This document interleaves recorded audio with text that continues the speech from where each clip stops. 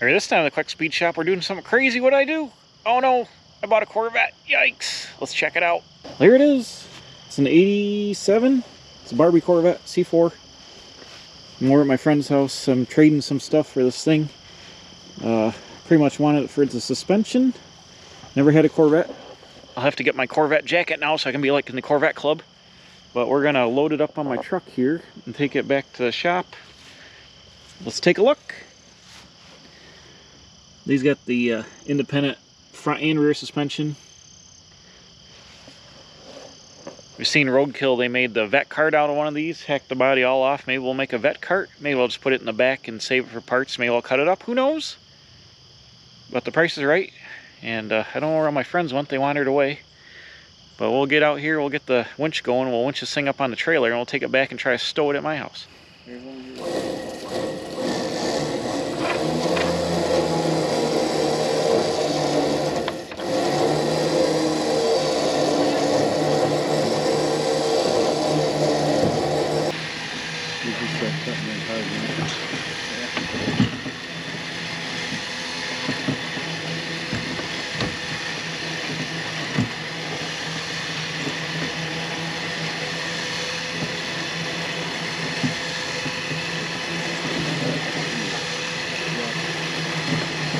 Good.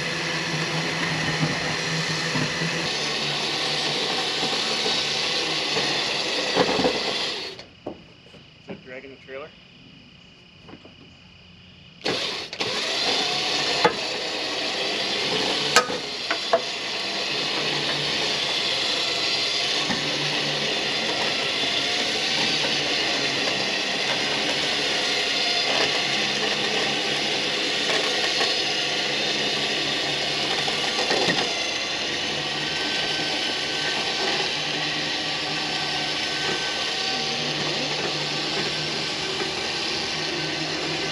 Let's build a Vette Kart.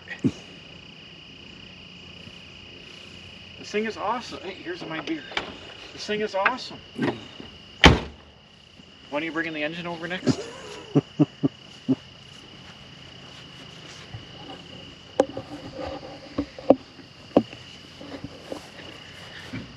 Let's take a look.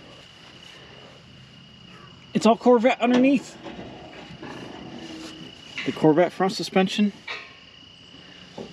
Let's take a look at the Corvette IRS.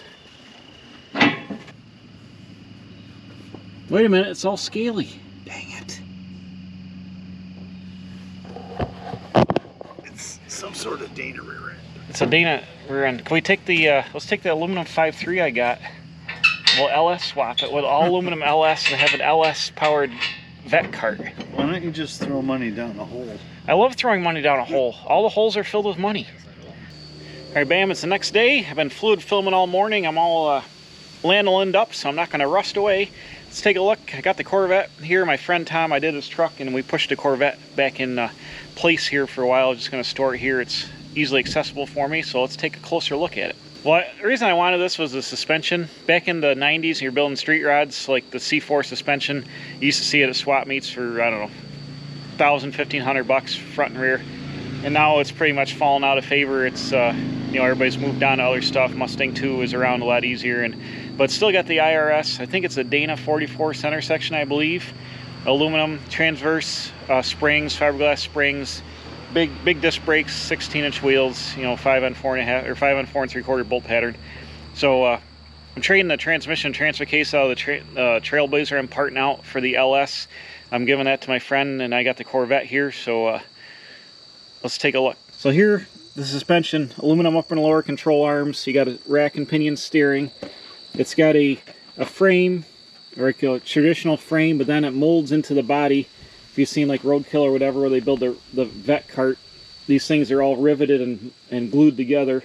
So it's real hard to get the frame off. But I would just cut the frame rails, and I would save this front suspension. I'd cut this off here and just save this front clip.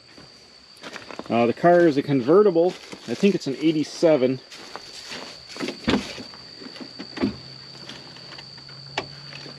I can't see the tag, but it's roached, white, red interior. It had a TPI 350 with a 700 R4, I would believe. you know, the digital dash that was in these things. Got a tilt column. Obviously the seats are roached. The top is under here. I'm not sure if they're power or it's just a mechanical top. I'd like to get this boot open. I might try to sell this. There's not a lot of call for these C4 parts. Nobody really wants to pay nothing for them. But the doors are here. The weather stripping shot, but the doors are here. Power windows, power door locks. So I might try to sell the doors for like 40 bucks or something, you know, just to get rid of them. But the it's gonna be tight back here. The fuel cell, or the gas tanks in here, you know, the taillights would have been on the back. The fuel tanks in the back. Here's the IRS, you know, bolts onto the car. There's a mount here, this dog bone, I guess you'd call it, bolts onto the body here. And then there's a 4-link setup going to the front to control the arms, but it's just got a little bit of corrosion on it. That can be cleaned up. It's all aluminum. This is a fiberglass transverse spring. You got your tie rods are adjusting your toe in and out. But essentially the back of the car stops here. This is all aluminum, this rear structure behind the fuel tank. So when they make these into a golf cart or a go-kart or a Vette Kart, they stop them here and stuff. They're super short, but you know, you can see this is all part of the framework here. All the rocker panels, you sit down inside, the floors drop down inside. But here's the doors. I mean, they close all right. Might try to sell that. The tires are shot. It's got the 16-inch, you know, C4 wheels. I don't know what this had. Somebody had knockoffs on it, apparently. That's not factory. I would have had a flush. There's a spider. Would have had a flush Corvette cap in it. Tires are shot. But yeah, it's your Corvette IRS. So pretty much there it is. What you see is what I got. Just a C4 rolling chassis pretty much for the suspension. If I do cut it up, I'll save the steering column and I'll save the suspension. That'll be about it from it, and send the rest to the, I guess the junkyard. They'll probably take it. I thought about building a Vette Kart. I've got that LS53 I could put in here. You could take the LS Fest, and a bunch of people have already done that. And honestly, I have so many projects. Do I really need a Vette Kart that I can't do anything with besides take to events that are hundreds of miles away from me? Probably not. So I don't think I'm going to Vette Kart it. I'll probably just let it sit here for a little bit and try to parts it out a little bit more, save the suspension, cut it up, and get rid of it. So I guess that would be the best thing to do for in the long run.